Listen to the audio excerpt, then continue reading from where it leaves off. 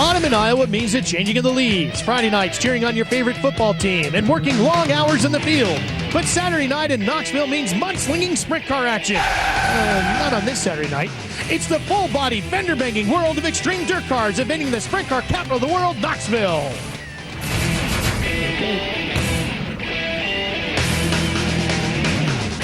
The famed half mile at the Marion County Fairgrounds is the most famous sprint car track in the world, but tonight it's the home to the Stacker2 Extreme National Finals here at Knoxville Raceway. Hi everybody, I'm Ralph Shaheen along with the Knoxville Raceway rookie Jeff Hammond joining me here tonight. And we have brought dirt late models to Knoxville. Can you believe that, Jeff? Dirt late models here at the home, the capital of sprint car racing. Well now, Ralph, we've seen, stock cars go to Indianapolis. When I've been to Indianapolis, I've been to Daytona, and let me tell you right now, here at Knoxville, you got the same type of feeling as you do at those two other great super speedways that NASCAR runs at. When you come to Knoxville, man, this is the capital, in my opinion, of some dirt car series, and when you come here with these extreme cars, you put on a great show. Yes, and the Stacker2 Extreme Dirt Late Model Series is really the only true national touring series for dirt late model racing. So we've got some of the best drivers from all over the country here. North, south, east, or west, Ralph. I could not believe when I walked through the garage area and found out that there was folks from out in Arizona and all the way from, down south as far as South Carolina, Florida. I mean, there's 27 states that are represented here. I mean, it's incredible. And adding to the stress of trying to make it into tonight's 100-lap A feature is the point system that they run here at Knoxville. And they stole a little bit from the Knoxville National Sprint Car Series. And basically the way it works is every time you are on the track, you're scoring points, which helps decide whether or not you even make it into that 100-lapper, and that puts a lot of pressure on these guys. Well, in some ways, this was kind of something new for these guys, so it added some more pressure on top of all that. And when you come to a place like Knoxville and you've got to get up on the wheel, and everybody knows how important it is to get around this racetrack and how difficult it can be, you throw that point system in there, man, there's a lot of guys right now that got knots tied in their stomach. That's for sure. The Stacker2 Extreme Series has been running all season long, and this will be the final race of their year. And we've crowned a champion. Errol Pearson Jr. has laid claim to the title for 2004. As you take a look at the point standings, you'll see, though, there are some good battles going on behind him throughout the top 10, and one of the best is still the fight for second place. Jimmy Mars and Donnie Moran still have a chance of maybe swapping spots here. I'm telling you right now, it was really interesting to go down and talk to both these drivers. And for Jimmy Mars, he won last night in a very convincing manner, and he really feels like tonight, if he can just get another good hole shot, he can get up there and repeat what he did on Friday night here on Knoxville, and that will give him that opportunity to hang on. But Donnie Moran is no pushover. Well, we will have two guys working down in the cold, and trust me, it's cold here tonight, about 28 degrees outside. And let's introduce you to those two guys that are battling for that final spot inside there, that top two position in the point standings, and we'll kick that off with Dave Argabright. Donnie Moran, you're third in points in the Extreme Series. Jimmy Mars is second. You guys are both in the B. What's more important now, the points race or getting in this A main? Well, since we're second and third in the national points deal, how they have it set up, we both have a provisional. So we're both basically locked into the A main. But, I think we'll just take it easy in the B, get in there, and A main's 100 laps, and hopefully we get that PPM performance up front. We talked about to drive this racetrack, you got to really get up on the wheel. Would you agree with that? Oh yeah, it's been a little bit conditions different every night, and tonight's a little bit different than the first two nights. First night it was just hammer down, get up on the wheel when you qualified. Last night it was more of a finesse, slick track driving technique. Back tonight it's a little bit in between both, but with 100 laps you're going to have to pace yourself. You're just going to have to take it one step at a time. So we're either going to start 16th, 17th, 18th, 19th, or 20th. So we got a good, fairly starting spot, and 100 laps is a long time here in Knoxville. We're going to be watching that 99. Joining me in the pit area tonight is the ice cream man from nearby Pella, Tony Bachhoven. Well, thanks, Dave. And right ahead of Donnie Moran is second place in points, Jimmy Mars. And Jimmy, only 71 points between you and Donnie Moran. Tell us about your battle to get into the feature and the battle to hold on to that second place in points.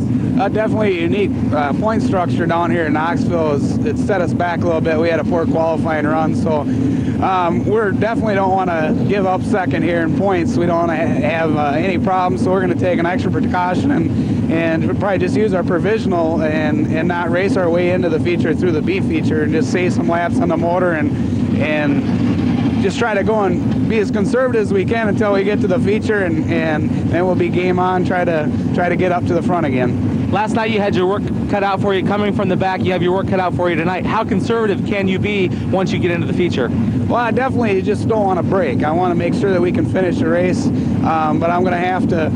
I'm going to win the race too. So we're gonna take our chances, but also be conservative where we don't get ourselves into spots where we could get in any wrecks or break something on our cars. So it's definitely going to be kind of a unique feature for us to run, because we're going to want to win the race. Plus, we're still going to be trying to be a little bit conservative so we don't have any problems and still maintain that second point position. Good luck in the race tonight. Oh, we're definitely going to need it. Back upstairs to Ralph. All right, Tony, thanks. Well, you ready to get a little dirty? Man, I've been ready to get dirty. I love dirt racing, and what better place can we be doing it but right here in Knoxville? That's right. 20-lap B feature coming up next when we come back here on the home, the television home of the Knoxville Raceway, Speed Channel. Stay with us. The Stacker2 Extreme National Finals at Knoxville Raceway is being brought to you by Stacker2, the world's strongest fat burner, and by Lucas Oil, the official lubricant of extreme dirt cars. Hi, everybody. I'm Ralph Shaheen. Welcome back to Knoxville, along with Jeff Hammond upstairs here in the booth. And, of course, downstairs, Dave Argerbright and Tony Bachhoven with us. Now, we're getting set for the B feature coming up here shortly. But, Jeff, this has been 3 nights of racing here, and that's been important for these guys because this has been their first look at this racetrack, so they got some extra laps in. They got some extra laps, and on top of that right there, they got an opportunity to kind of see what everybody had here for each other as far as the competition is concerned, and also to get an opportunity to kind of check out this point system, which is kind of new to some of these guys. Which made it very important as you went racing on Thursday and Friday night because, as we said earlier, every time you were on the track, you were scoring points. So let's take you back to the first night of racing here in Knoxville. Thursday night highlights at the start. Darren Miller was on the pole, but watch Brian Burkhofer up and around the outside. He was quick there. Really looking good right now as we go down in this corner. And he got a pretty good hole shot up off the corner. It looked like he's going to be strong, but hey, guys, we had a caution flag. An early yellow. Darren Miller now in the 32 is on the pole, and Earl Pearson on the bottom of the big one car, the champion for the series, looked like he was going to make a run at him. Yeah, it looked like he was going to make a run, but Darren Miller got a hole shot up on the top side. Hey, he looked really, really strong. Restart on lap 24. Miller still out in front. Pearson once again making a run, but he slipped, Jeff. Yeah, he likes to go down there on the low side, but it just doesn't work right down there. Again, Darren Miller shows a lot of muscle down the back straight away and holds on for the victory. So the 32 claims the win on Thursday night. Was this an advantage for the guys that ran on Friday night because they got to see what happened on Thursday? I don't think so, Ralph, because like a lot of racetracks you go to, when these guys get through working the track up day in and day out, sometimes one night and the other can change a lot. Was it an advantage or was it not? Let's take you to Friday now and show you how the guys did here on Friday night. At the start, Davey Johnson was on the pole, but check out Shane Clanton upstairs. What a great jump he gets in that yellow machine. He really looks good again on the top side. How about this 3-wide racing? I mean, they had some great racing all the way back through the whole pack. This was the guy to beat, though, Don O'Neill in the 71 car. But check out what happens up around lap 28 of the 30-lap feature. Coming down on the bottom is Jimmy Mars, but look at what happens to O'Neill. He gets blocked in by lap traffic, smacks the wall. Mars takes over the lead and the win. You know what? At this stage of the game, just a few more spots open to get into that A feature, and we'll see if just how racy this place can be for 100 laps. Stay with us. We're coming back for more of the Extreme Dirt Cars here at Knoxville right after this.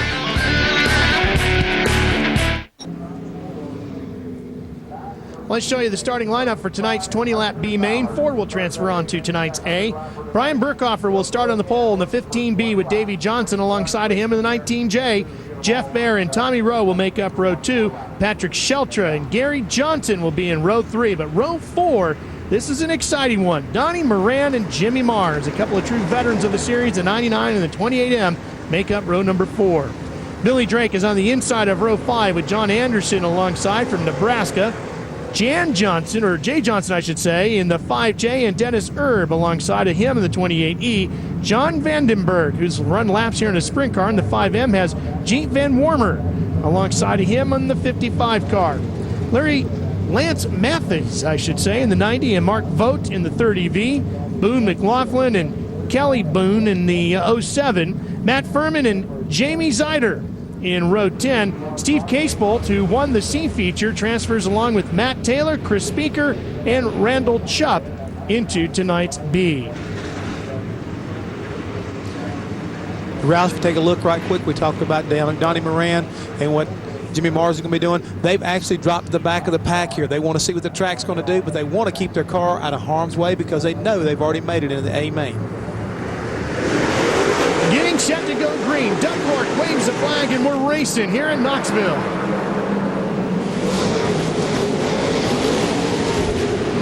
Look at them fanning out, 3, 4 wide.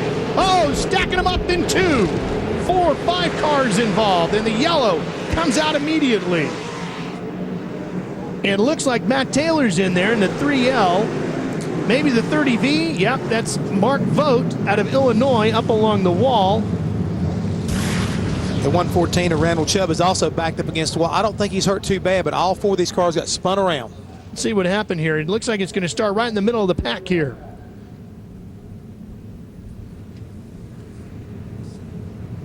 The 30, I think it is, up top there. Looks like he came back down. Mark Vogt, he came back down onto the racetrack after getting way high, and that's what started to stack it all up. He got up in the loose stuff right there and came back across what was really a jam-packed turn 1 and 2, and everybody got together. Let's go downstairs now to Dave Argabright. Well, Earl Pearson Jr., you've had a big night. Now, they've presented you the keys to a Hummer. You're going to clinch the championship. Does that take any of the focus at all away from this big 100-lap feature coming up? No, I'm glad we got this done, before we start the feature. Now I can concentrate on my chassis, what I need to do for this feature. And, we just got done hot lapping. We was really good in hot lapping, so I think we got a really good shot at winning this $35,000. Now, you're on the pole. What kind of a race are we going to see? It's 100 laps. How competitive do you think it's going to be?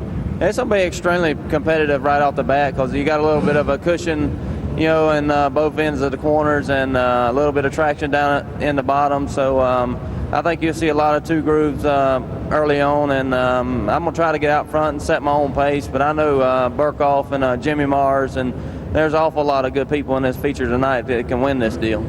Well, we're going to keep our eyes on that red and blue number 1. Let's go back upstairs.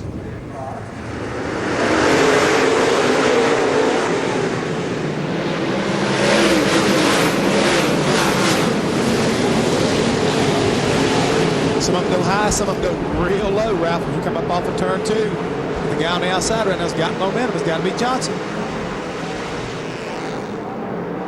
Coming off of turn 4, right at the flag stand. Down into turn 1 we go. On the inside, it's Ryan Burkhoffer in that black and white 15, but upstairs in the blue and white 19, Davey Johnson holding on to the lead. Johnson really got a hole shot right there coming up off of turn 2 and slid by Burkhoff down the back straightaway. The 23 car, Patrick Shelter, runs in 3rd. Number 4 cars will transfer. Right now, Billy Drake has the final transfer spot in this one, and he started back in 9th, so he's moved well up into that final transfer spot.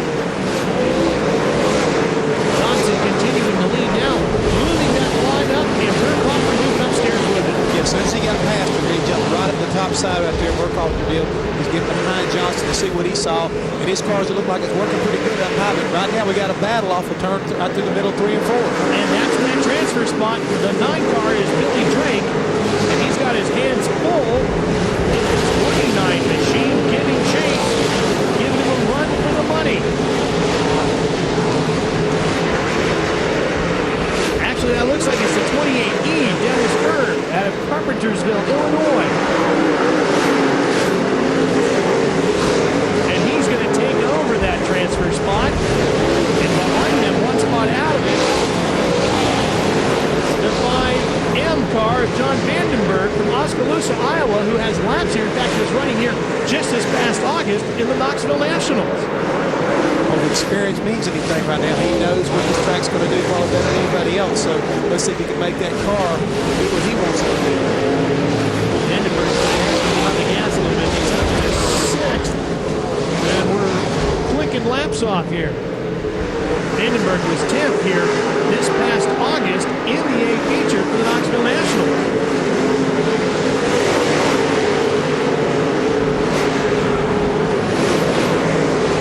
Watching the battle up front with the leaders.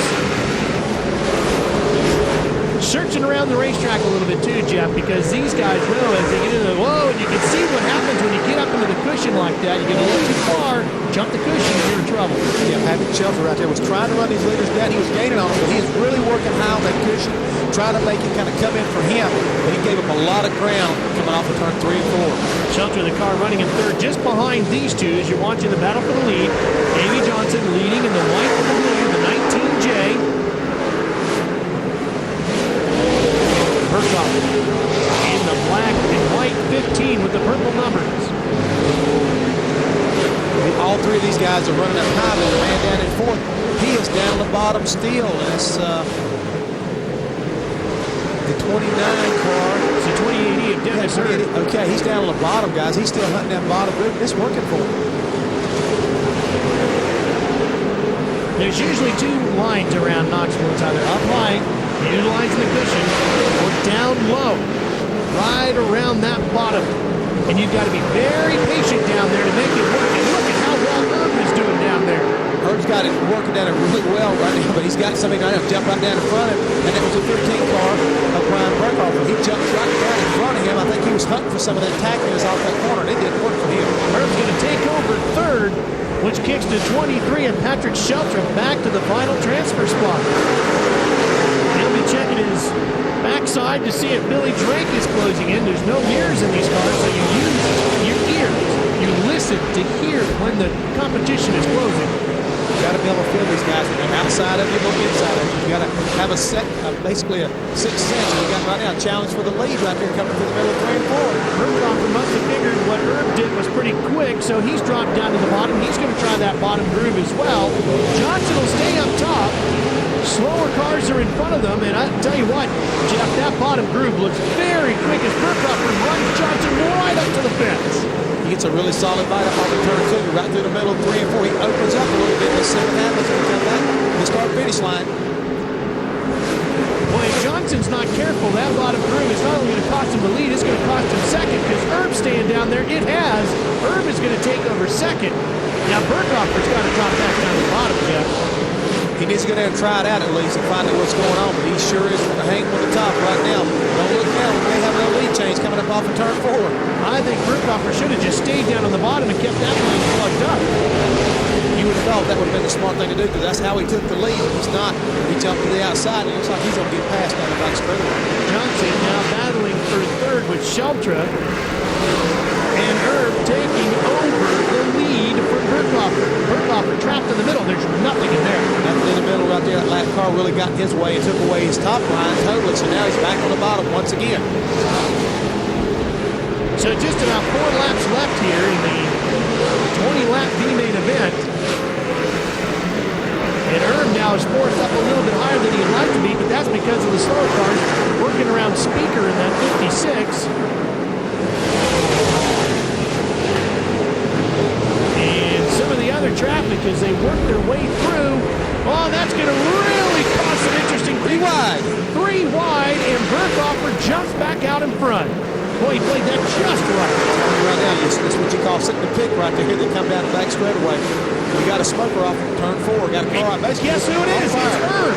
Herb is on fire. The man who fought his way up to take the lead is now going to see his transfer spot just evaporate. I think that's the only thing evaporated about that time. That engine definitely hand grenaded underneath him as he come off of turn 4. That will move John Vandenberg up to fourth. The man who was in the A feature for the Knoxville Nationals should earn himself a transfer spot into tonight's A feature for the Extreme Dirt Late Model. What a season he's had here in Knoxville. Checkered flag will be waiting for Brian Burkhoffer, the Iowa native. Maybe he'll win it tonight. He takes the checkered flag in the B feature. He's going on to the A. Davey Johnson will join him, as will John Vandenberg and Patrick Sheltra. 100 laps of racing with the Stacker2 Extreme Dirt Late Models when we come back here to the home of the Knoxville Raceway on television, Speed Channel. Stay with us.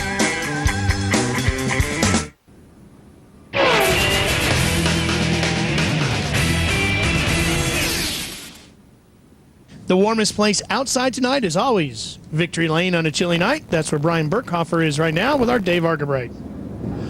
You know, Brian Burkhofer, you're from Muscatine, Iowa. You just won this B main. What would it mean to you as a home state boy to win this race tonight? This place is kind of like Eldora and Rossburg, Ohio to me. It's more known for sprint cars, but hopefully here in the next couple of years, everybody will come over and see this big late model show. Be kind of like winning the World 100. I mean, last time or the time we won there in 2002, we started 15th and took home the money. Tonight we're starting 15th, won the B main. 100 laps here. It's bound to get really racy here. I could tell in the B main there the way the racetrack moved around. I had to. I kind of caught Davey out here on the top, and I moved to the bottom, and then I seen Herb get by me when I went back up top, so I got by them lap guys, got back in the lead, and my pit guy said that you should have just rode a little bit, let Herb win, and I got the lap traffic, made a little nervous there, but I wanted to win the B. I wanted to start in that 15 slot just in case it was lucky. It's your job to make your crew nervous, don't forget that. Now, you know, you're starting 15th, that's your car number 15. Now, obviously, that's a good lucky number, but do you have to have some yellows to win it from that far back? Well, the double file restarts, some cautions, not being lap traffic. There's a lot to play a part there, but biggest thing is just stay on the lead lap, make up your time, get some restarts and double file us and keep me in the hunt, you know, not let them guys get out there too far, and hopefully be halfway through. We'll be close to the top 5, and then 60, 70, 80 laps in, maybe have something for them. Tonight might be the lucky 15. We'll see here in a little bit. Brian Burkhofer, back upstairs. They're just two different brands of tires that you can use for tonight's event here at Knoxville. Earlier today, Tony Bakoven took a look at what the folks from Goodyear and Hoosier have to offer tonight's racers. Typically in dirt track late model racing, competitors are confined to one brand of tire and a specific compound. At the Knoxville Raceway this weekend for the national finals, competitors now have a choice. They have a choice of two compounds in the Goodyear, an X300 or an X400, and two compounds in a Hoosier called an LM20 and an LM40. The difference is the smaller the number, the softer the durometer of the rubber. Competitors will now have to decide in these cold temperatures whether in the 100-lap feature they want their tires to come in early with a softer compound of tire or later in the 100-lap feature with a harder compound of rubber. Which one will work? We're going to find out, but we won't find out until we get to victory lane. Stay with us, folks. We're getting ready for 100 laps of great extreme dirt late model action from right here at the Knoxville Raceway on Speed Channel.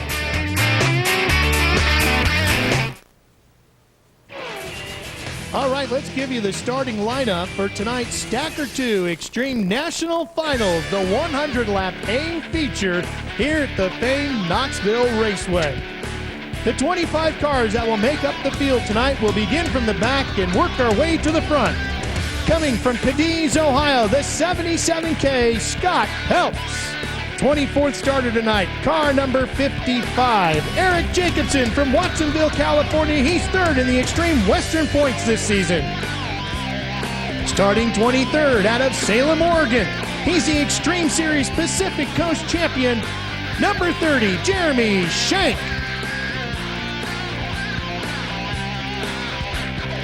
Starting 22nd from Inman, South Carolina.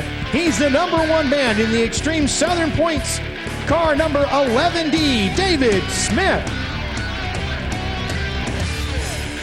Starting 21st tonight, out of Richmond, Indiana, the winner of tonight's C main event here at Knoxville, car C9, Steve Casebolt Jr. Rolling off 20 tonight. He's third in this year's Extreme points. He comes from Dresden, Ohio, the driver of car 99, one of the series veterans, Donnie Moran. Right now, this driver from Elk Mound, Wisconsin will start 19th, and he sits second in the Extreme Series points. The driver of car 28M, Jimmy Mars. Starting 18th tonight from Indiantown, Florida, the 2003 NLMS Rookie of the Year, the driver of car 23, Patrick Sheltra. Starting 17th tonight, the man behind the wheel of car 5M. He was 10th here in August in the Knoxville Nationals from Oskaloosa, Iowa, John Vandenberg. Rolling off 16th tonight behind the wheel of the 19J. He's the Northern Series champion for the Extreme Series from Greensburg, Pennsylvania, the driver of 19J, Davey Johnson. Hailing from Muscatine, Iowa, is the driver of the 15B. He'll start 15th tonight. He's the B feature winner, Brian Burkhofer. Starting tonight's race in 14th position is the driver of car number 12. He's a 2004 Extreme Weekly Series champion from Cambridge, Ohio, Doug Daw. 13th tonight is car number 25. He comes from Greenbrier, Arkansas. He's a three-time Mars champion, Bill Fry. Beginning tonight's race in 12th position is car number 0. From Parkersburg, West Virginia, he's 7th in the Extreme National Points, Steve Shaver. 11th on the grid is car 83 from Lawrenceburg, Indiana. It's his first race with the Extreme Series, Scott James. 10th tonight, 18-year-old driver from Springfield, Illinois, car number 1A, Justin Allgaier. Rolling off 9th is car number 11 from New Richmond, Wisconsin. He was 4th at the Cedar Lake Speedway Point Series this year, Pat Dorr. Continuing our way up through the top 10, in 8th, car number 53 from Brasstown, North Carolina, 10th in the 2004 Extreme Points, Ray Cook. Our 7th place starter comes out of Chadwick, Illinois. It's car number 32D, 8th place in the 2004 Extreme Points, Darren Miller. Locust Grove, Georgia is the home for the car that will start in 6th tonight, car number 25. He's 6th in the Extreme Points, Shane Clanton. The car that begins 5th tonight is a car that is 5th in the Extreme Points. It's car number 7 from Arlington, Ohio, Matt Miller. Coming out of Martinsville, Indiana with 180-plus career wins, starting 4th tonight, car number 71, Don O'Neill. Another Iowa native will begin 3rd tonight from Tiffin, Iowa. He's 3rd in the WDRL points for 2004, Danny Eckrich, the driver of car 50X. To the front row now.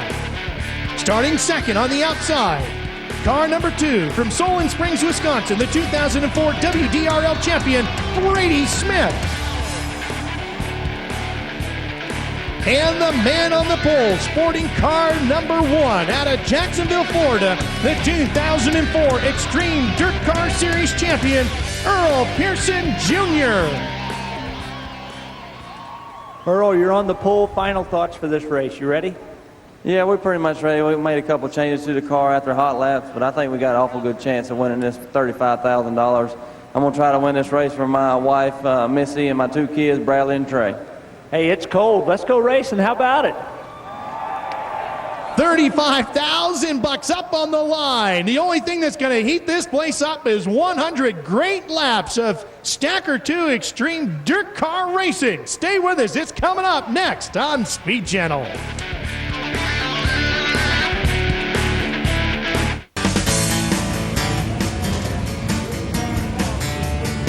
Welcome back to Knoxville. Just like they do with the sprint cars here, the dirt late models going 4 wide, and their salute to the fans right now going in front of the famed National Sprint Car Hall of Fame and Museum, and of course the lights blinking on and off over there from the suites. All the suites in use. Packed in. You definitely want to be inside one of those tonight, Jim. Oh, I'll tell you right now, it's kind of chilly outside, and it'll be a great place to be watching from on top of all that. But I got news for you. We got some great race fans down on the front straightaway that are not missing a great show. Let's show you the starting lineup one more time. We introduced all the players to you. Here's how they're going to line up as you take a look at tonight's starting field for the A-Main.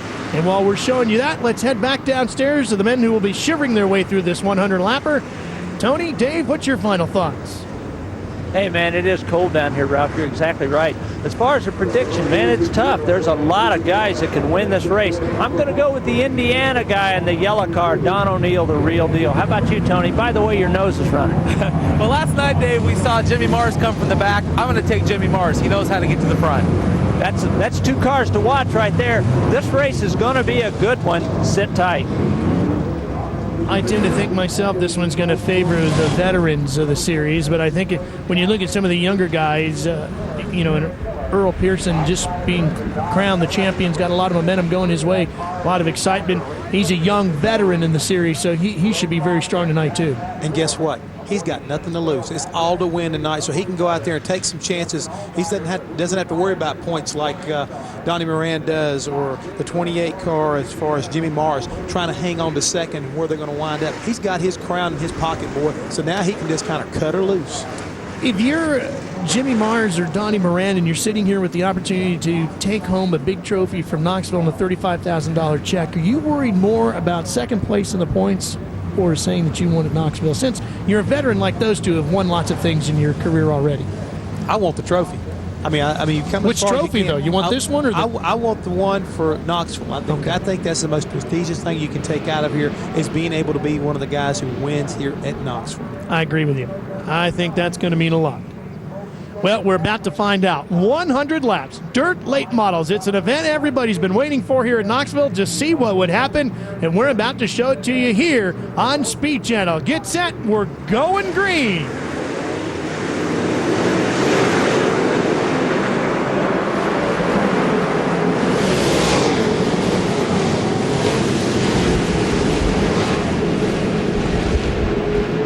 They were fanning out 3, even 4 wide, deeper in the pack. Down the back straightaway we go, into turn 3. Brady Smith right now on the top side. Got him a hole shot. He's going to lead the first lap.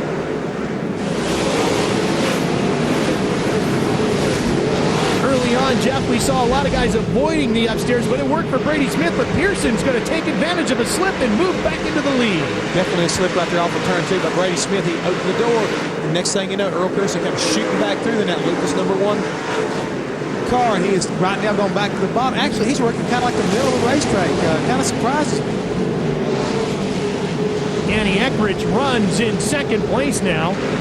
Boy, look at him stacking up in this pile right in here. Don O'Neill in that fight. That's 3 cars going at it for third. Look at him fanning out wide. One thing about these cars, Jeff, is they look like they're crashing all the time, the way these chassis twist up, but that's really how they're designed to work. Definitely designed to work. It's a controlled slide, and these guys have got a lot of car control. That's one thing you've got to have to run this extreme dirt car series is car control.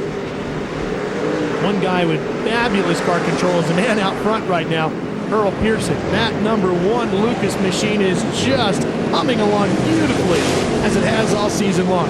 There goes O'Neill in the 71, sliding up wide in front of Brady Smith. So the Martinville, Indiana driver, O'Neill, moving up through. I mean, Ralph, right now we got them running high through the middle, down on the bottom. These guys are hunting and pecking, and I mean, just trying to find the best place to make their cars work. O'Neill right now, as you watch him still upstairs, the yellow car with the 71 on the side. Don is listed in 6th position. He had started 4th, but he's trying to get back through there. Meanwhile, no problems up front for Earl Pearson, and pretty soon he's actually going to start seeing some lap traffic. And that's one of the things we're going to take into consideration here tonight, Jeff, as we watch Pearson storming down the back straightaway, is how you deal with the lap traffic and the changing track conditions. Well, we've seen some of these other, like the B-main and the C-main, how lap traffic can come into play and get you in a lot of trouble real quick and jam everything up. Because when you're trying to run high and a guy takes your line away from you, if your car's not good enough to go to the bottom, you're going to lose some positions. There's a 0 car, a Shaver, and Steve Shaver right now sits in 7th trying to catch up to Don O'Neill. The 0 car running down the back straightaway with Ray Cook in that Dodge. Bill Elliott helping him out with the Dodge program. Sits behind him in 8th. I got a kick out of talking to Ray Cook earlier today about his relationship with Bill Elliott and his opportunity to run the ARCA race down at Talladega, and a lot of the things that he went through. He really got himself for which kind of like, I would say, being thrown to wolves right on the get-go at a place like Talladega. Sometimes that's the best way to do it, isn't it? It sometimes is, especially when you got somebody like Bill Elliott coaching. He got around Talladega pretty good in his day, didn't he? Oh, he sure did. Eckrich runs in 2nd place in the 50X, and he's got his hands full. That's the red and white car, because right on the outside, chasing him down, Miller in the 32D. Darren Miller out of Chadwick, Illinois. running the high side. And that's where it gets tight. It's right there coming off the tune. You can see Miller had to change his line right as he got close to the fence. Eckert slid up right in front of him. Darren Miller really had a great run off the top side. It looks like he's going to get another one off of turn 3 here and take that position away from him. He moves up into second place, the 32 car right there of Miller. His car's really working good up on the top side. See if he gets through that tight squeeze coming off the 2. A little bit better that time. But now they're going to come into that traffic, and that could cost the 50 car on the bottom. He's going to get locked in. Eckert is going to get slowed down, and Miller should really be able to expand that lead out now as he really comfortably takes over second. And the other thing is it forced Eckert to go to the top side of the racetrack, and his car may not be working as good up there as it is downstairs, so it could cost him some more ground. Miller's figured out this Knoxville Raceway pretty quickly. He was the Thursday night winner here, the first night of racing of the 3. Pearson continues to lead. Pearson's had a pretty good year. Set the track record at the dirt track at Lowe's Motor Speedway back in Charlotte earlier this year. I think we should need to point out one more time, these cars do not have mirrors and they do not have radios. The drivers are in there on their own, and what they feel and what they hear is what keeps them out of trouble. Miller moving his way through in second. Eckert still holding on to third. Shane Clanton runs in fourth. Scott James sits in fifth in the 83, and Steve Sharver runs along in sixth in the 0 car. Take a look at Donnie Moran in the 99 car. Now Donnie's kind of been slipping back through the field, and he's almost, or I should say, he's less than a half a lap behind the leader, so they're gaining on him a little bit, so Donnie needs to pick up the pace. Donnie started tonight's race in 20th. He's gained a couple of spots. He's up to 15th, but as you said, Jeff, he's going to have to gas it up a lot more than that if he wants to stay on the lead lap. Well, track position is key, and I'm sure a veteran like him is looking at that scoreboard and watching these laps kind of count down. He's trying to pace himself a little bit, but he's got to be careful not to get lapped. And you can see the scoreboard as you're making your way down the back straightaway. In fact, some of the guys, when they got here, struggled a little bit because on the scoreboard, as you see in our picture right there as we come by, is a giant video screen. Some of the guys like seeing themselves on TVs and we've done the back stretch, and it kind of goofed them up. They lost their concentration going into 3. Well, that teaches you right to keep your eye on the track and let everything else kind of come to you. When they throw you the white flag, you know you got one to go, you'll be okay. The 32D of Darren Miller continues to run along in second place. And it seems like Miller's closing in a little bit, Jeff. Traffic seems to have slowed down Pearson on the bottom, and Miller is closing up to maybe 3 full car lengths. Well, I think Darren Miller right now is being, trying to be aggressive as much as he can, but at the same time, Pearson is probably saying, hey, I got the lead here. I've got to be smart enough not to get myself torn up messing with these lap cars. So he's probably picking his places, moving his car from the top to the bottom. I've been watching his car's really working good. Doesn't matter where he puts it, he's able to control it. Both of our top 2 drivers running on the bottom of the racetrack right now, and that takes a very unique technique. You run upstairs, you just hammer that thing down once you get the car pointed and just let her rip all the way around the corner. On the bottom down there, Jeff, you really got to be careful with the brake and the gas. Yeah, you do. Again, we talk about the balance.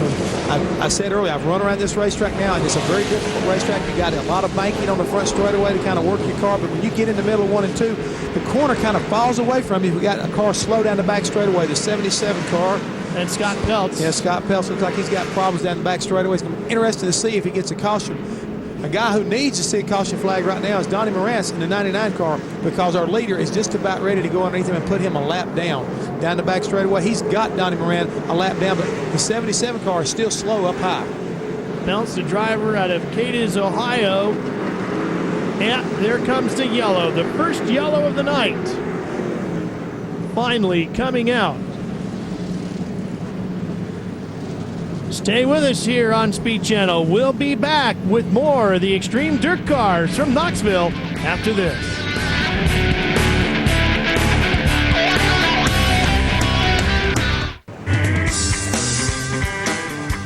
The famed Knoxville Raceway of the Marion County Fairgrounds is the home, the sprint car capital, if you will, for sprint car racing. Tonight, it's dirt late models, and this is an exciting adjustment here in the Knoxville area. People have been looking forward to this for a long, long time. A lot of buzz in this town when they announced the fact the dirt late models were coming. Let's check in now with Tony Bachhoven down in the pits. Well, Ralph, Ray Cook was in. The crew said they were just putting some wedge into the cars. Brady Smith came in under the yellow as well. A power steering failure on the car number 2, so his night at Knoxville is done. Let's go back upstairs to you and Jeff. Well, there's a look at the leaderboard as we're clicking our way through the 100 laps here at the inaugural Stacker2 Extreme Dirt Car National Finals.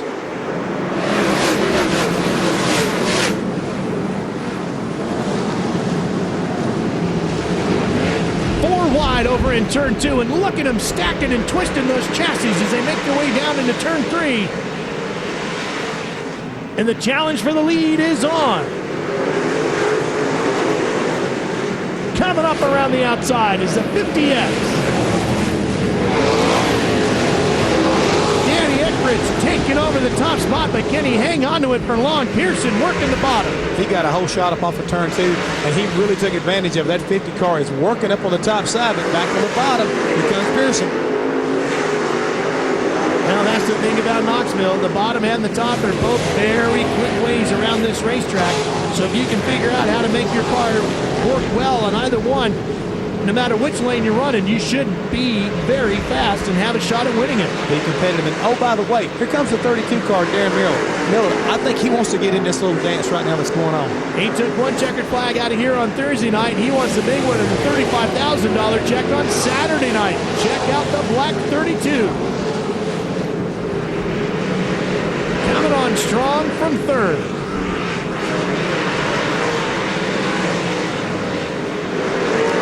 Pearson really doing a great dance with the brake and the gas on the bottom. And now Eckridge starting to pull away in the 50X. And Miller moves up into second, and now Pearson slid up top. Jeff, he's got to change his line. We're going to say he's got to go up and hunt around and see if he can get his car to work on the top like the rest of these guys, because the bottom quit working on him and he couldn't hold that lead. So, hey, monkey see, monkey do. The hardest part about shifting lanes is getting through the middle as fast as you can, because the middle isn't very good most of the night. Most of the night, it's not at all, and you've got to be confident enough to let your car just slide up across the racetrack and catch that cushion if you want to get up there and then start making it work. But right now, it didn't look like Pearson's car is working too good on the top side either.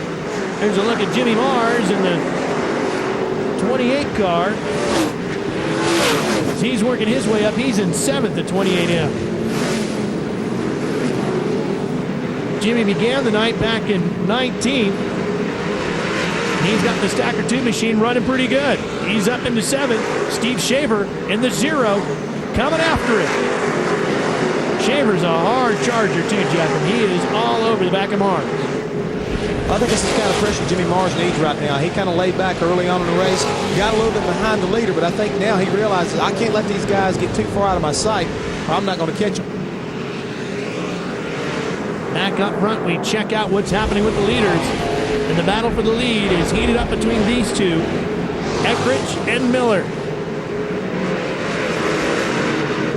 Danny and Darren.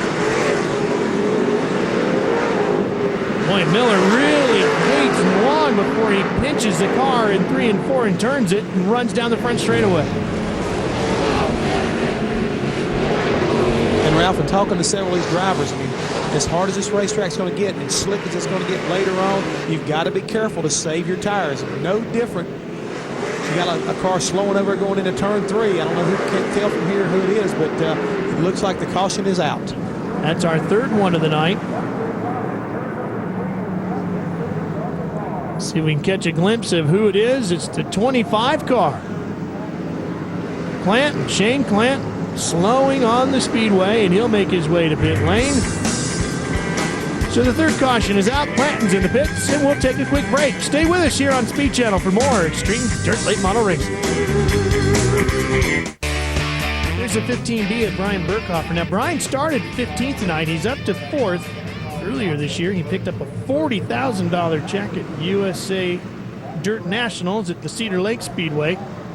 So 40 grand there, 35 grand a night. That's a pretty good season. Some pretty good 2 nights of racing for sure. Get ready to go back to the ring coming off of turn 4.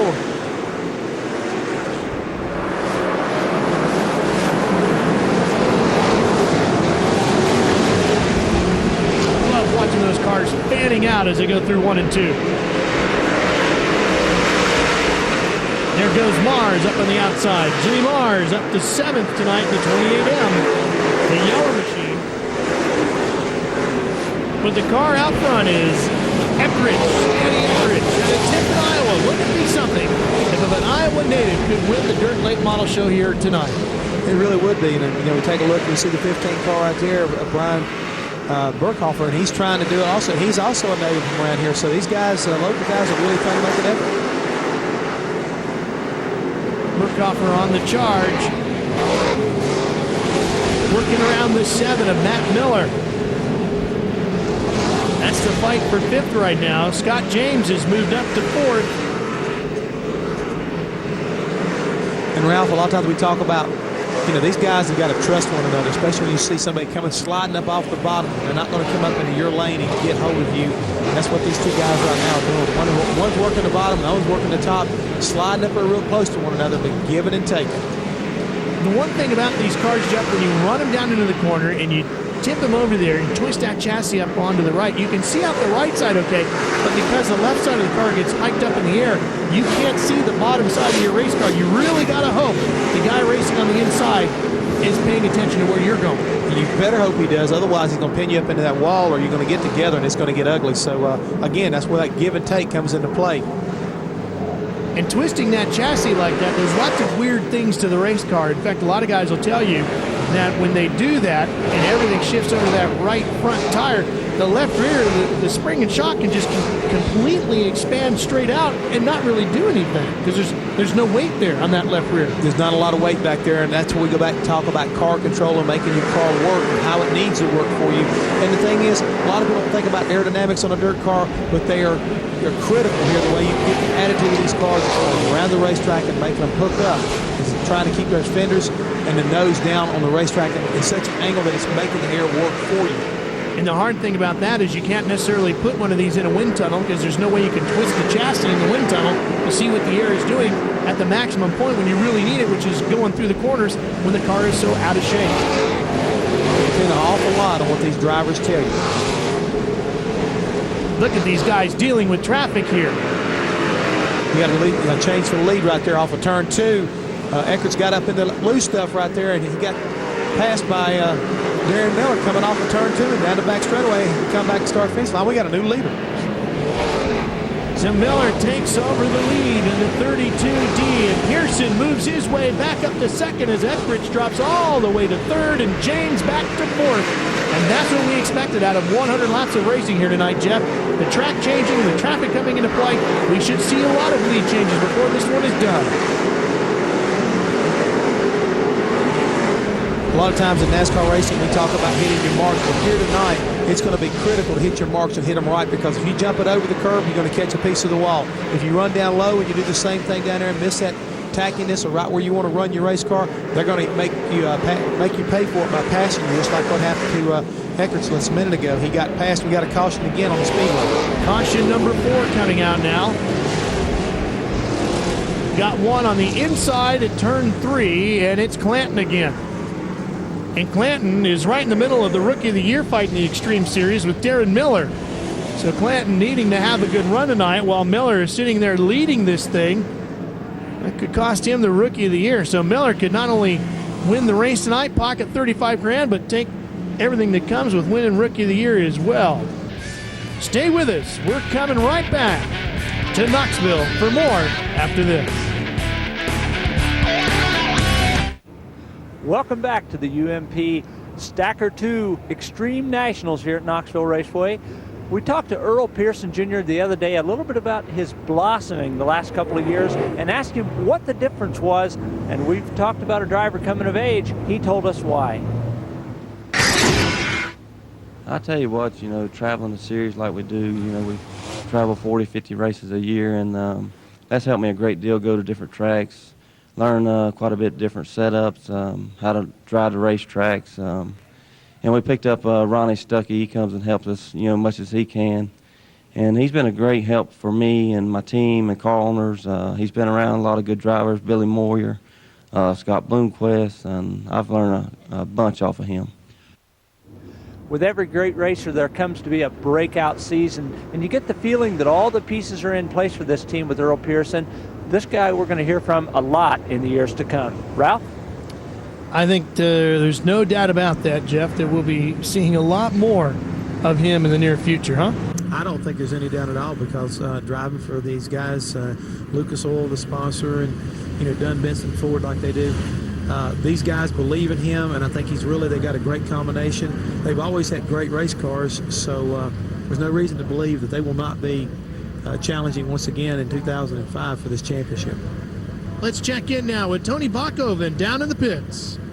Well, Donnie Moran came in for a quick tire change. We talked before the show in a tire piece that you saw the different durometers and tires between the tire brands, but here we see the outside edge of the tire and the inside edge of the Hoosier tire that have completely worn out. They've changed the tire. They've sent Donnie back out on the racetrack. We've still got 60 laps to go. Already tires a factor in tonight's race. Getting ready to go back to green. 40 laps in. We've had 4 cautions. And Darren Miller leads them back to the green flag. Doug Clark waves it and we're underway.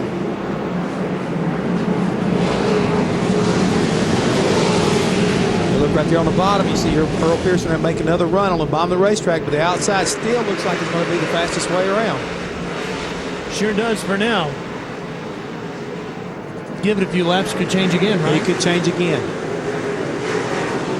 I wanted to mention that last caution, Donnie Moran came down to the pit area, made an adjustment to that 99 car, so it'll be interesting to see whether or not he can go forward. He was struggling here all night long so far. 1 car on the move, Steve Shaver. He's up to 5th in that 0 car. Look at him sliding it in there in front of Pearson. Beautiful slide job, and Shaver moves up another spot to take over 4th. He used all that racetrack up off of turn 3 and 4.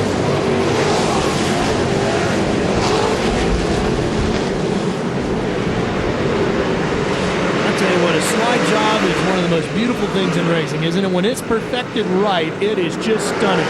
Oh, and the battle for the lead is intensifying coming off of turn 4.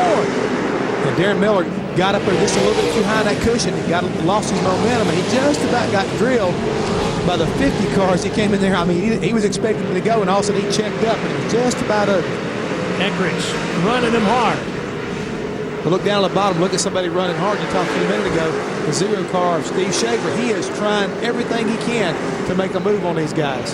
His car really working well right now, and Pearson coming right with him. Sliding in tandem. Oh, and Eckrich bobbles coming off of 2, and he goes from 2nd to 4th. That's the thing about it, Jeff. You talked about hitting your marks. The thing that's a problem with that in a dirt track race like this is those marks are always moving because the racetrack is always changing. It's just like hitting a moving target, as you talk about. And the guys that are able to do that lap after lap and figure out where I need to be, other guys are going to wind up in victory lane. So it's going to be interesting to see. We've still got a ton of racing to go yet. Pearson has gotten back around Shaver for 2nd, and look at Burkhofer on the bottom. Well, smoke, trouble, contact, back at about 5th. I was just about ready to turn off the ugly right there. 83 car right now, still up high against the wall around through 1 and 2. Scott James in the 83 car, he's got damage to the bodywork on the left rear, and it looks like on the right rear as well. This could be caution number 5. See what Doug Clark does if he reaches back and grabs the yellow flag, and he does. There's Doug Clark and his son Justin working the flag stand for us tonight, as they always do here for the big events in Knoxville. So stay with us. We'll be back for more when we continue with the Dirt Late Models from Knoxville. I know that probably looks like the grandstands at Lambeau Field for a Green Bay Packer game in the middle of January, but believe it or not, those hardy souls are at Knoxville Raceway for the Extreme Dirt Late Models in action here tonight. The inaugural Stacker2 Extreme National Finals. And it has been a cold, cold week here at Knoxville. It's autumn, early fall, but it feels like mid-January. Maybe cold sitting in those grandstands, but trust me, there's a lot of heat right now being worked up on out there on the racetrack. These guys are really up on the wheel right now, because we got another challenge for the lead on the inside after the start of this race. The green is out, and Shaver is on the charge. The 0 car. Shaver comes from third, takes second away from Pearson, and is now making a move for the lead on Miller. Pearson trying to scramble back on the bottom of that big red Lucas number 1.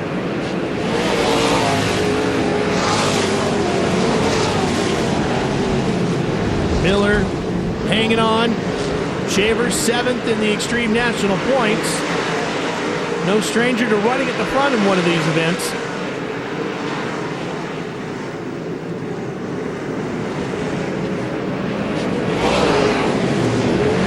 Look at him battling in behind him. There's Eckridge. Now he's drifted all the way back to 6th, Jeff, after being up in the front of this thing. And there's Jimmy Mars right there on the bottom. He's got a good hole shot. He just passed both these guys. It looks like he's gone from 7th all the way up maybe to 5th place as we get ready to come back to the start-finish line. They're 3 wide. We got contact right in the middle, 3 and 4. Got a car up high. That's Eckridge. He got together with O'Neill. And Don O'Neill in the 71, we'd seen him in and out of the pit area, and now he's worked his way back up to 7th. And coming with him, how about this? Ray Cook in that 53 car. The car that Bill Elliott's helped out, that Dodge entry. And he's right back in the thick of things. And here's the battle up front again. This is a fight for second, and it's worth 3 cars. Burkhofer upstairs, Shaver in the middle, and Pearson on the bottom. Boy, look at them fanning out as they come off the turn 4. And look who gets the whole shot right there. Is Darren Miller gets the whole shot up off of turn 4. The Miller out in front of this 3-car battle for second place as Burkhofer takes over second. Pearson drifts back to third, and Shaver, there he was just challenging for the lead a couple of laps ago, Jeff, and now he's drifted back to 4th. He had his car kind of caught in the middle. It's almost like being a Talladega. You don't want to be running around the middle, I don't think, here at this racetrack. You need to either be at the bottom or at the top, but not in the middle. One of the interesting things they have to do to these cars, because those chassis twist so much and the car gets all up out of shape, you actually tilt the carburetor on purpose so that you don't flood the car when you get it into the corner. It's another one of those things that mechanics that work on, they know what these cars need, and they're smart enough to realize that these big cubic inch engines that we're running around here with, you've got to get that fuel displacement correct. And it's kind of like cocking that carburetor is one thing you do to make sure it happens. Not many of the guys, though, when you talk to them, cock the driver's seat, which you think they might do. Well, it gives you a funny feeling, especially when the car sits back down flat. Again, haven't had an opportunity. We got a car slow right now, right in front of us as we enter turn 1, but he's down off the racetrack, so it may not be a caution. That's Steve Casebolt, who won the C feature earlier tonight. And Miller now dealing with Burkhofer, the man that won the B feature. Brian Burkhofer really charging hard here. Burkhofer started 15th up to 2nd, and if Miller's not careful, Burkhofer might be leading this thing before long. He's definitely making a hard charge, and guys, we just passed halfway, so for a lot of these guys, they're starting to realize it's time to get a little bit more aggressive as we go further into this race. It's starting to wind down pretty quick. One of the things that's pretty interesting about this event here this year is how many drivers came from the West Coast as we continue to watch this great fight up front. A huge contingent of about 14 cars made the trip from the Oregon, Washington, and California areas, and they all came out together. And in talking to those guys, one of the reasons why they wanted to do this was for this right here. They wanted to run against the best cars in the nation. They say the guys in the Midwest and the Southeast have the better dirt late models in the country, and they wanted to learn the tricks of the trade from these guys, take it back out to the West Coast, and improve the dirt late model racing on the West Coast. Well, as they always say, if you want to find out how really good you are, you've got to go challenge the best in the country. And when you come to Knoxville, you know this is the best, one of the best tracks in the country, and the caliber of race cars that run in the Stacker2 Extreme Dirt Car Series, we know these guys can get the job done. These two getting it done right now. Darren Miller out in front. Brian Burkhofer giving chase. There's 3rd place and 4th place, Pearson and Shaver. And another car in the wall in turn 4. Is that Don O'Neill? It is. What a night he has had up and down the running order. He's still got it rolling. Quick trip to the pits, and he just might make his way right back into the top 10. Stay with us. We're coming back for more of the Extreme Dirt Cars here at Knoxville right after this.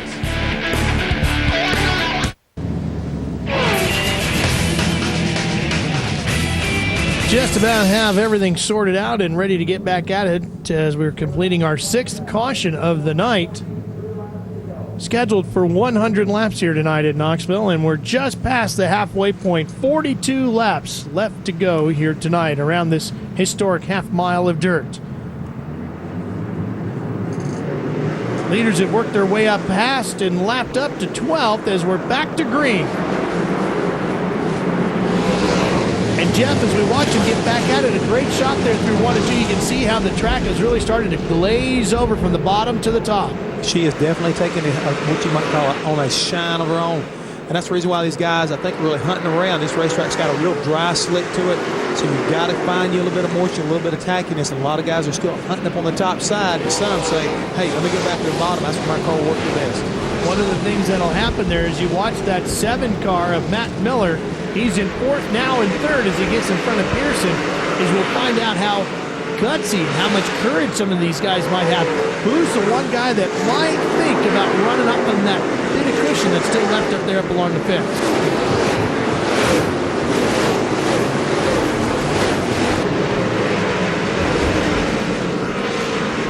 Shaver now back to the bottom as we go back up to the front.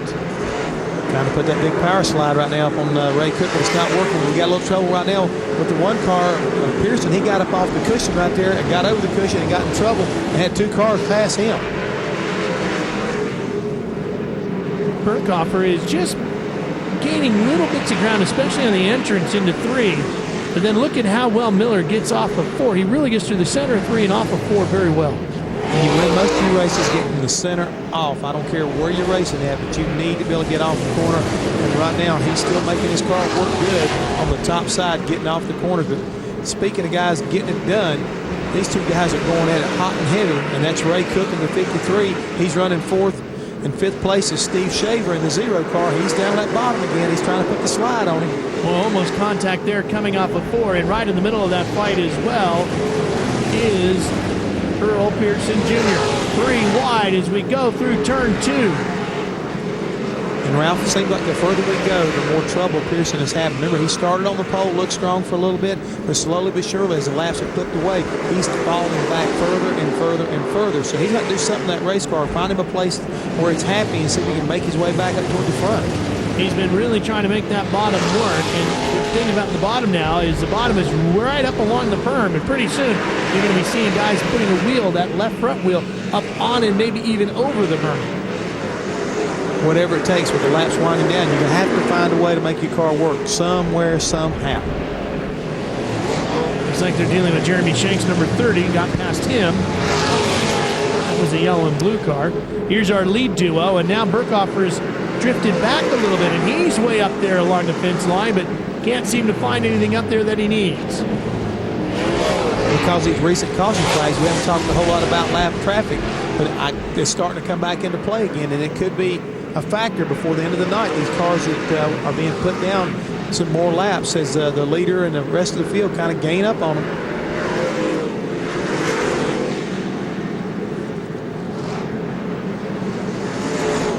There's Pearson on the bottom to Shaver, and you already saw Matt Miller come through in 3rd, and Miller has started to pull away from those guys a little bit. But Cook is getting into that fight, so it's still a 3-car battle. It's just one different car.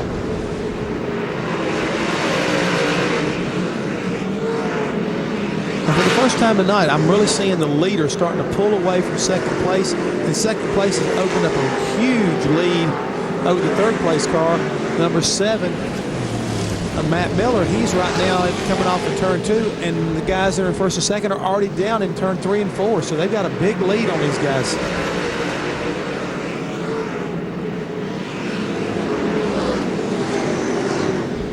.30 to go here in Knoxville, the scheduled 100. Miller out in front. Has really locked himself into that position here. The driver out of Chadwick, Illinois. 8th in the 2004 Extreme Series points on the National Tour. And on board now with Jimmy Mars, a 28M.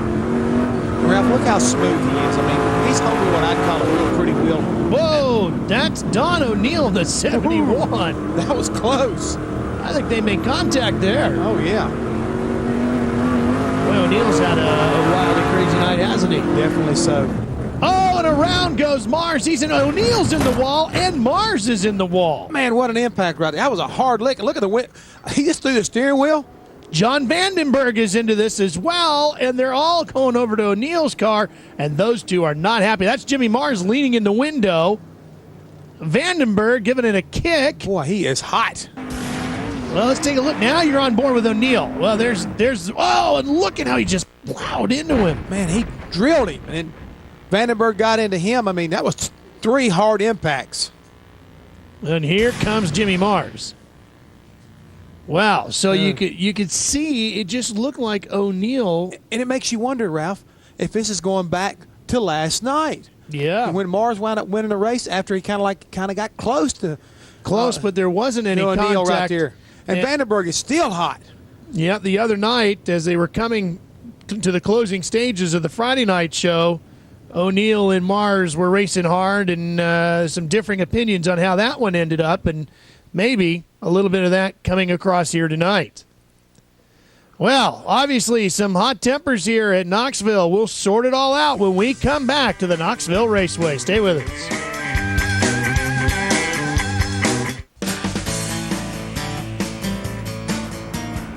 Welcome back to Knoxville for the Extreme National Finals. We're still under red flag conditions for the events in Turn 3 that involve 3 cars: John Vandenberg, Jimmy Mars, and Don O'Neill. I had a chance to speak with John Vandenberg and Jimmy Mars about the incident. Let's hear what they had to say about what took them out of tonight's race. All right, John, you guys were coming through the field pretty well. You got into a little trouble here late in the race. Yeah, we had a really, really good car, and we got caught up, lapped down early in the race, and we come through the field, and we were running really good, and the 71 car goes in there and takes the 28 car out. I don't know what he's thinking, but pretty much junked our car out over the deal, and this is our first time second race of the series. I don't understand all the rules they've got here, but obviously it took out 3 good cars, and I don't know what they're going to do about it. But I can't thank Billy Moyer, and Shannon Babb, all my teammates, and Bill Moyer, my car owner in Car City, enough for giving me the opportunity to drive this car. And it's just too bad and unfortunate that some guy has to take his brain out and drive a race car. Is the front end of the car damaged bad enough that you can't get it put back together and get back out on the track? Oh yeah, the whole front end's bent over. I mean, I don't understand what they were thinking. I don't understand their deals, and I don't know their games they're playing. But it's pretty unfortunate when they catch up people that aren't even involved, get involved in their little games. Well, Jimmy, you came a long ways. First of all, are you okay? Oh yeah, I'm definitely all right. It's too bad the Stacker2 car got took out there. It just shows what kind of sportsmanship that Don O'Neill has to show. He's not a very class act driver. Too bad that he's got to wreck dirt late model racing like this. It doesn't give it a good name. Can you fix the car at all, or is it done for tonight? It's done for tonight, but we'll be back. This is our last race this year, but we'll be back strong for 2005. Well, cleanup is about concluded in Turn 3, and I can tell you that Don O'Neill has walked back to his pit area. Unfortunately, we haven't got a word with him, but when we do, we'll bring that to you. Stay tuned, because when we come back, more green flag racing from Knoxville.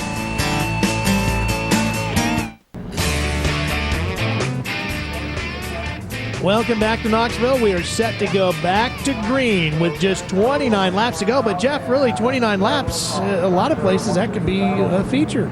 It could be a feature, so it'll be interesting to see how much this racetrack has changed and will some of the guys that win the pits, such as Donnie Moran, whether they made the right kind of adjustments or they can make their way back to the front as Mr. Miller once again takes off right where he left off. Off of turn 2, he leads down the back straightaway in the 32 car, Darren Miller.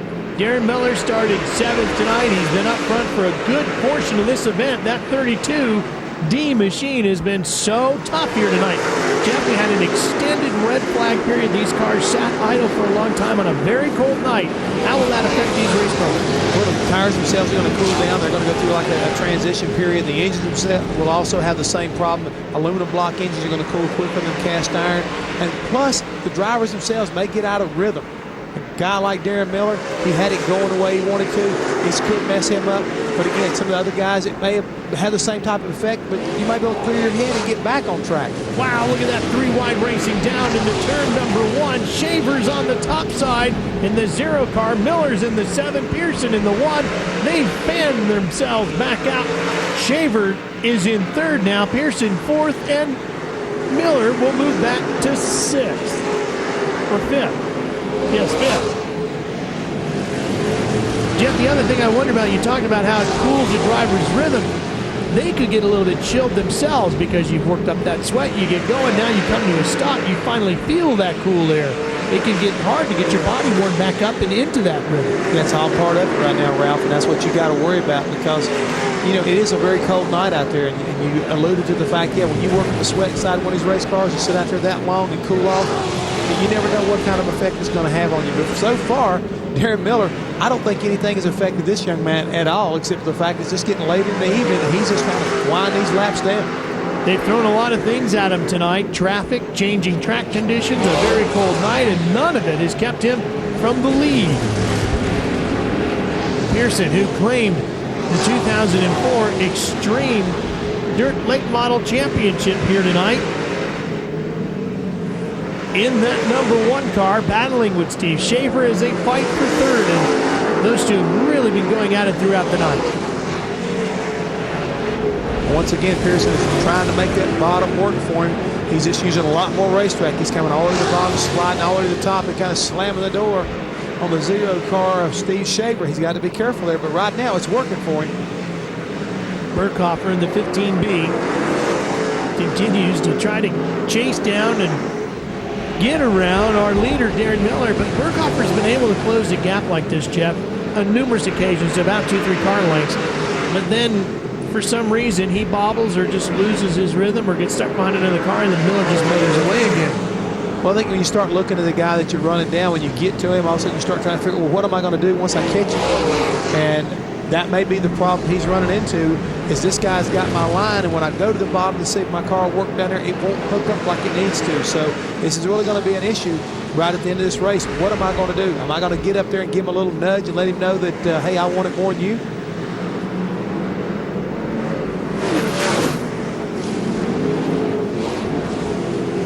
While all of this is going on, Donnie Moran, by the way, is up to 8th.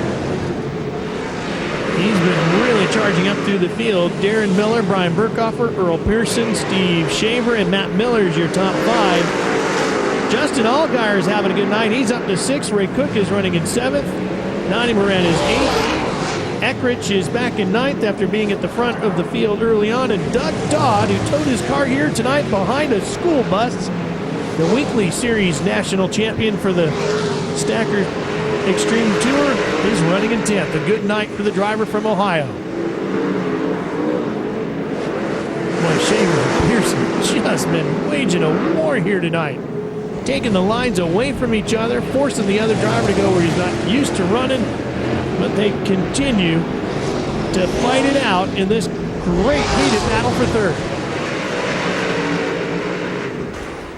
Back to the front, and a change in the lead. Brian Burkhofer has taken over the lead from Miller.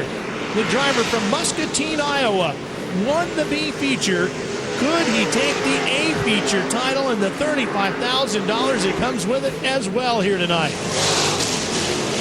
Back here in August at the Knoxville Nationals, Terry McCarl, another driver from Iowa, started on the pole. Oh, and we've got another yellow. Car coming to a stop in turn number 1.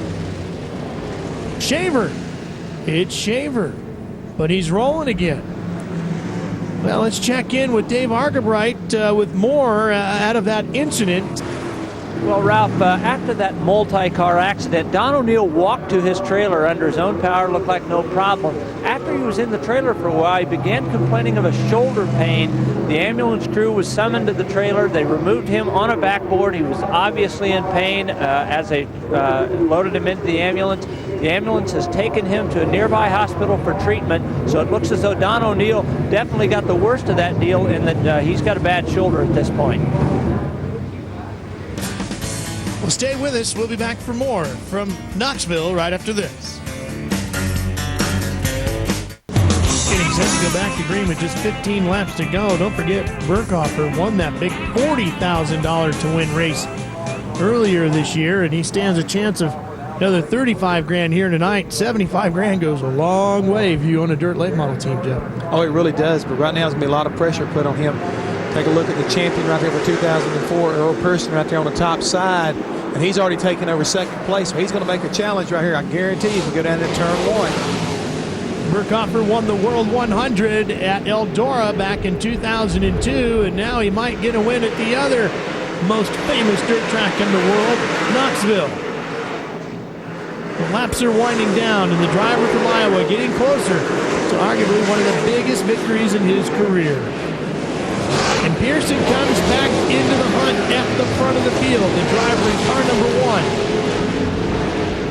And remember, he fell all the way back to 6th place after starting on the pole, but now he's making a charge back toward the front. And basically, when it counts, man, with 14 laps to go, he is trying to make his presence known and see if he can run down the 15-car Brian Burkhofer. Boy, they're going to have to hurry, Jeff, because Burkhofer has got a healthy lead right now as they're closing in on 10 to go. I'm sure he's looking at that scoreboard and saying, come on, baby, we got to go, we got to go. People are coming after us. And now is when, as you talked about earlier, hitting your marks, now is when you really don't want to make a mistake, because that huge gap can dwindle in a hurry.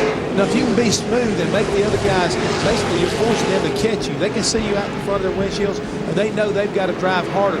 Maybe they'll be the ones that will make the mistake. But if you're up there and you goof up, let them get back to you, well, it can be Katie barred the door.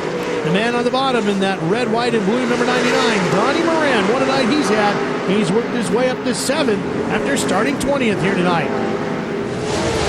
We've been talking about guys with experience, but when it counts, with 10 laps to go, Donnie Moran's starting to show a little bit of muscle right now, trying to work underneath the 53 car, Ray Cook. And with Jimmy Mars knocked out of the event, Moran could end up taking over 2nd place in the points tonight. And you wonder, after seeing that problem with Mars, if that's kind of affected what Donnie's doing. He's thinking points, but he's thinking, hey, can I get up here and win this race on top of everything else? He's battling with the 53 of Cook. And there's Eckrich in the 50, who led many laps early on tonight. Shaver's just in front of them. It's Burkhofer, Pearson, Darren Miller, Matt Miller, Steve Shaver in the top 5. Burkhofer just clicking off the laps. 9 to go now. There'll be 8 laps left when they cross the start-finish line. Well, he's still pulling away from 2nd place Pearson right now. But the thing that's impressing me is Pearson is making his car work at the top better than it's done all night long. But don't look now, the 32 car of Darren Miller has gone back to the bottom to try to get a little bit of a run on and try to close the gap on 2nd place. We watched that battle with Donnie Moran and Cook once again. There's Shaver just in front of them. He holds down 5th. Moran is up to 6th. Cook is listed in 7th. 7 laps left. Burkhofer has the right rear just up the edge of the cushion.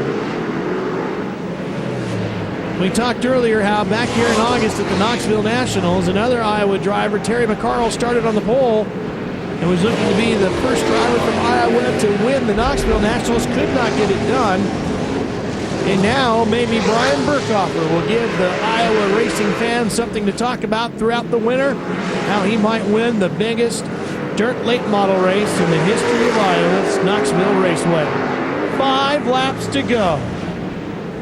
And Ralph, the funny thing is, he is just steady pulling away from 2nd place, but nobody can tell him how big his lead is because there's no radios, there's no way to tell your driver what's going on. So he's basically out there, again, on his own, and you're hoping, if you're the crew chief, man, I hope he can get his marks and this knows how big of a lead he's really got. And what's tricky for him is that he does have other engine noise around him because he is working his way through traffic. And every time he hears a car, he's got to wonder, is that Pearson coming in to get me? 1 more lap completed. 3 to go now for Burkhofer. This car's really working nice up there around the top side also. There's the newly crowned champ, Pearson. What a great way for him to wrap up a season with a second-place finish here at Knoxville after clinching the title earlier tonight. Well, in three more laps, he can really start to celebrate. But right now, he's got his hands full because I don't think Darren Miller's going to lay down and just let him take on that second place without a little bit of a challenge. Darren Miller started 7th here tonight as we watch Burkhofer going past the Sprint Car Hall of Fame one more time. And poor Darren Miller can only think about what might have been had this thing not gone red. Coming to the white flag. Doug Clark has it in his hands. Burkhofer eases his way past some slower traffic. One more circuit of this famed half mile to go, and a $35,000 payday awaits the driver from Muscatine, Iowa. He's Here he comes. Wheel right now for turn 3. Up off the turn 4 to the checkered flags from Doug Clark and Brian Burkhofer. The driver from Muscatine, Iowa wins the Extreme Stacker2 Extreme Dirt Late Model National Finals, the inaugural event here at Knoxville Raceway.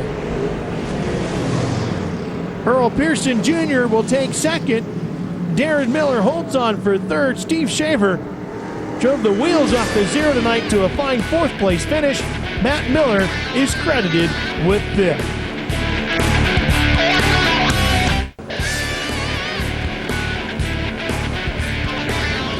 Well, there's a very famous place that many drivers have dreamed of pulling into, Victory Lane here at Knoxville Raceway. And Brian Burkhofer, who was raised here in Iowa, seen many races here at this fabled racetrack, and now he will add his name to those that have pulled into Victory Lane here at Knoxville. And the other thing that's going to really be neat about this year, he's been kind of like walking the dog today. He's been playing with his son and spending some time with us, doing some other things away from basically the pit area in his race car. And it definitely hasn't hurt his driving ability. He's done a great job. Well, Dave Argerbright's climbing over the hedges, and Brian Burkhofer's there in Victory Lane. Let's head downstairs and hear from him. I'm stuck in the bushes, Brian. Looked to me like 16 laps to go that Darren bobbled just a little bit up there in 4, and that was the opening you needed. Is that how it was?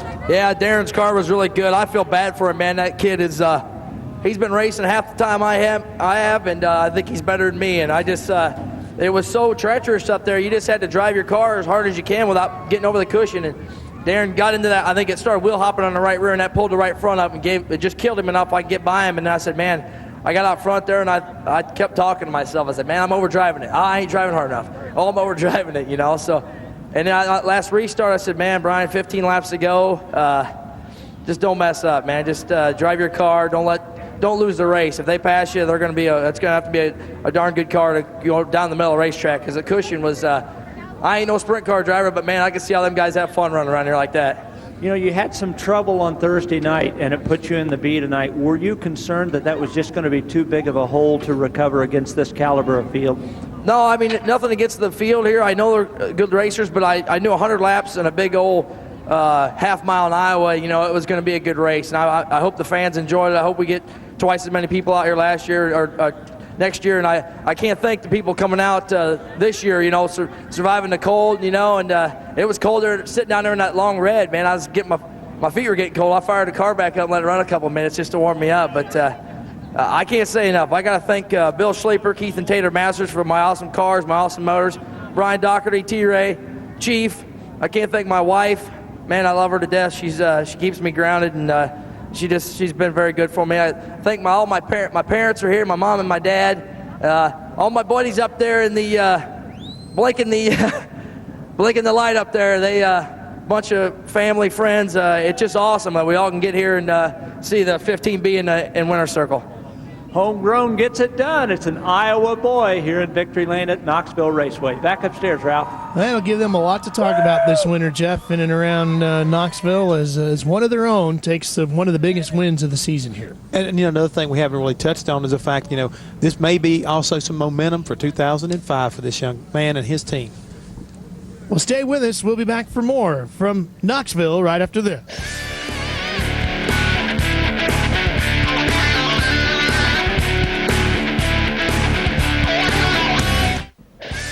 The Stacker2 Extreme National Finals in Knoxville Raceway is being brought to you by YJ Stinger Extreme Energy Drink. Feel the sting. And by Gemini, the official car care centers of Extreme. Welcome back to Knoxville, everybody. Ralph Shaheen along with Jeff Hammond joining you once again, and it was truly a great race for 100 laps. Were you surprised at how good the action was over that period of time? Yes and no, because I know when you got this kind of talent that comes up here, you're going to see a really good race, Ralph. But what really impressed me was these guys being able to kind of like chase the racetrack and chase each other. And right there at the end, when it counted, you saw a lot of these guys kind of get up on the wheel, that little extra momentum, and come back and put on one outstanding show. But more importantly, I think for Brian, I mean, he really wanted to win this thing for the home folks. And one other thing we saw was just exactly why Earl Pearson Jr. is the champion this year. He really drove a championship-style race today, working his way back through, very patient, very consistent, and ends up with a solid run finishing second. And he was one of the guys I'm talking about because, like I say, he fell from the pole all the way back to 6th or 7th, looking like he was going to be struggling. He adapted, he overcame, and he was able to get back to second place. Well, let's head downstairs to get Earl's thoughts and feelings about how this race went. He's standing by with our Tony Bachhoven. You've had a big weekend. You set the track record, you clinched the championship, you got a Hummer from your sponsors tonight, and now you come home in the second spot here at Knoxville. Great job. I'm telling you what, we had a wonderful time here in Knoxville. My first time ever being here, set a new track record. Lucas Oil, all them guys are here.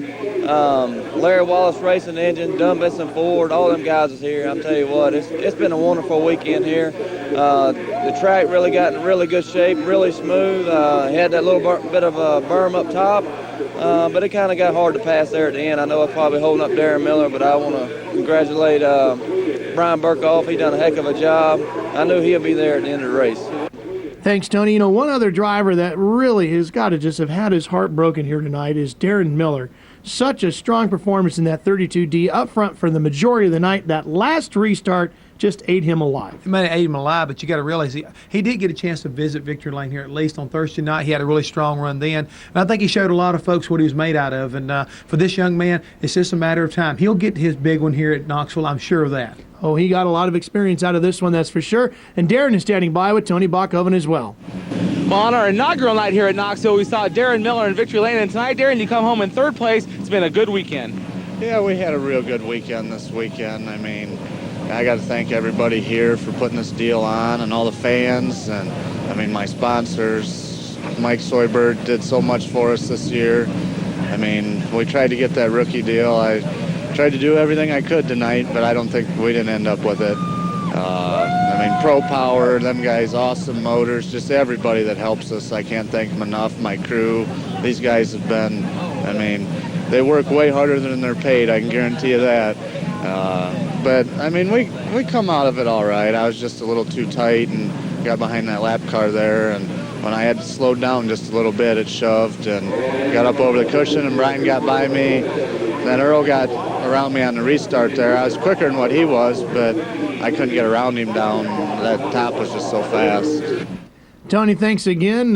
Tough night down there. I know you guys did a great job. Well, Jeff, I'll be happy to tell you I can take that yellow stripe off you now. You've completed your rookie event here at Knoxville. What'd you think of coming here to the famed Knoxville Raceway? I can't wait to come back next year. I hope I get an opportunity to come back up here and watch these guys do it all over again. Hopefully under a little bit warmer conditions so we have a bigger crowd, but that's the only way it can be any better, just a crowd to be bigger for this event. And I was just thinking, oh, by the way, I think that backup car that I was driving and practicing is still sitting out there. How about if I find you one and you and I go out there and run a little match race? I'd be all about all that. Right. Okay. And do you think dirt late models have a place here now at Knoxville after what you've seen? I think they've shown what they're made out of. They have a right to be here.